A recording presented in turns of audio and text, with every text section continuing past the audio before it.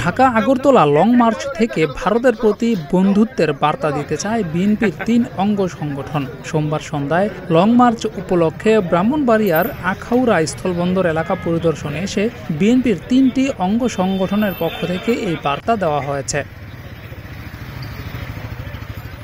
Long March নিয়ে সন্ধ্যা ৬টায় সাংবাদিকদের সঙ্গে কথা বলেন যুবদলের কেন্দ্রীয় সভাপতি মোনায়েম মুন্না। সাংবাদিকদের সঙ্গে তিনি বলেন, লং মার্চ সফল করতে আমরা এখানে এসেছি, আমরা কোথায় কি করব সেটা দেখতে এসেছি। আলোচনা করে সমাবেশের স্থান নির্ধারণ করা হবে।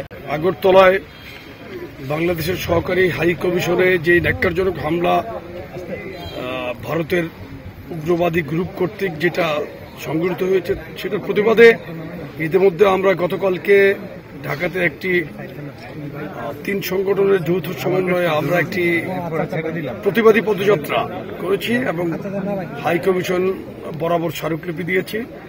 আমাদের লং মার্চের কর্মসূচি আছে 11 তারিখ।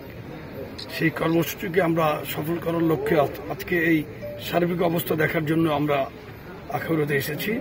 আমাদের একটা লং মার্চ কোথায় গিয়ে শেষ হবে,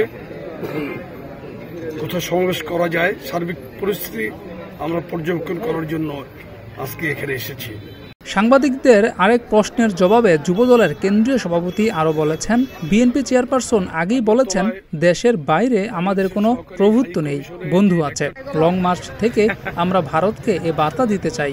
দেশে বেগম খালেদা জিয়া অনেক আগেই কিন্তু বলেছিলেন যে বাংলাদেশের বাইরে আমাদের কোনো প্রভু নেই, বন্ধু আছে। বিএনপি ভারপ্রাপ্ত চেয়ারম্যান জনাব তারেক রহমান স্বাধীনতা সার্বভৌমত্বের প্রশ্নে উনি বিএনপির অবস্থান পুনর্ব্যক্ত করেছেন যে বিএনপি জনগণের দল, এদেশের স্বাধীনতা সার্বভৌমত্বে বাংলাদেশের পক্ষে সর্ব অবস্থাতেই বিএনপির অবস্থান, আমাদের অবস্থান। আমরা সেই আলোকেই আমরা কর্মসূচিগুলো করছি। এ সময় যুবদলের সাধারণ সম্পাদক নুরুল ইসলাম নয়ন, স্বেচ্ছাসেবক দলের সভাপতি SM জিলানি, ব্রাহ্মণবাড়িয়া জেলা বিএনপির সদস্য, কসবা আখাউড়া আসনের বিএনপির মনোনয়ন প্রত্যাশী কবির আহমেদ ভূঁইয়া সহ স্থানীয় নেতাকর্মীরা উপস্থিত ছিলেন। জেলা ও উপজেলা নেতৃবৃন্দ এই সময় তাদেরকে বিভিন্ন এলাকা ঘুরে দেখান।